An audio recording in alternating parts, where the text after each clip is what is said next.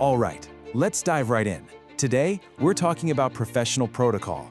Now, I know what you might be thinking, stiff, old-fashioned rules, right? But that's not what this is about. We're going to look at business etiquette as a modern, super powerful tool. Think of it as a silent language that can seriously open doors and build your reputation. So let's get to it. Okay, picture this. You're in a big meeting, the pressure's on, you've got your boss on one side and a brand new, really important client on the other. You have to make the introductions. Who do you introduce first? It feels kind of awkward, doesn't it? A little stressful? Well, don't worry. By the end of this, you are going to know exactly what to do and, more importantly, why you're doing it. So, first things first, let's tackle the big question. Why does any of this even matter anymore? Well, we're going to reframe etiquette. It's not about a stuffy rulebook. It's a critical form of communication. It's the silent language of success. You know, every single thing you do, from the way you walk into a room to how you shake someone's hand, it's all sending a message.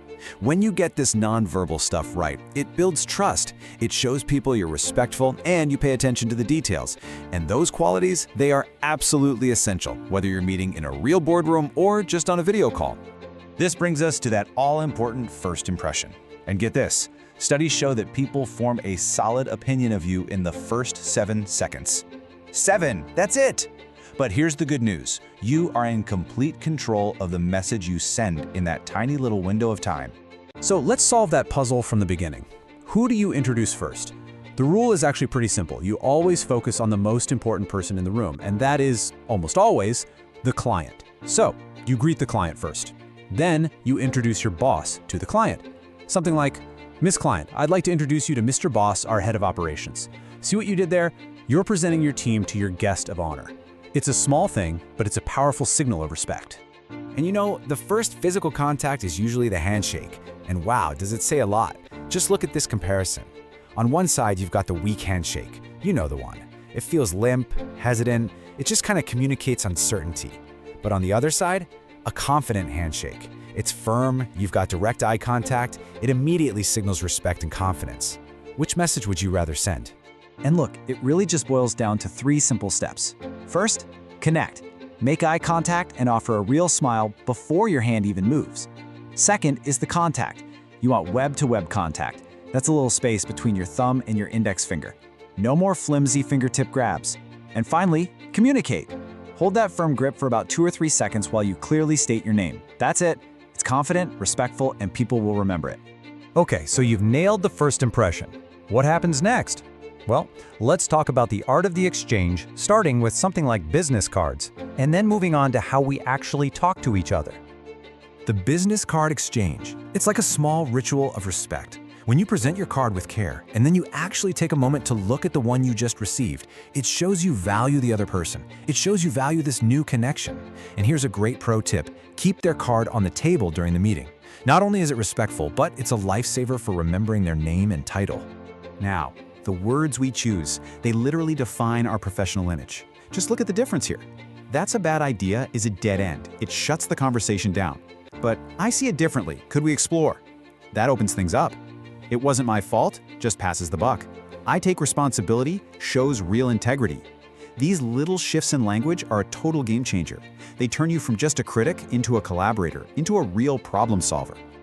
Okay, let's move on to the absolute bedrock of a professional reputation. These aren't fancy tricks. These are the non-negotiables. We're talking about punctuality and your day-to-day conduct. I love this quote. It's so direct, isn't it?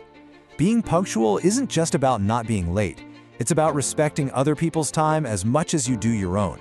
If you can make it a habit to arrive a few minutes early for everything, whether it's online or in person, you are constantly broadcasting that you're reliable and professional. And professional conduct?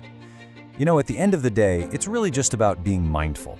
It means being aware of how your actions are affecting the people around you. From the volume of your voice to how tidy you keep your workspace, it's all about contributing to a place where everybody feels respected and can get their best work done. So we've covered introductions, handshakes, communication, punctuality. We've talked about a lot of individual pieces. Now, let's put it all together. Let's see how all these little skills combine to create something much, much bigger. Your personal, professional brand. So here it is. This is your personal toolkit for professional success. Every single item on this list is a tool you can use starting right now to build your reputation. And it's important to stop thinking of them as separate rules, but as parts of a whole. They're all connected to how you present yourself to the world.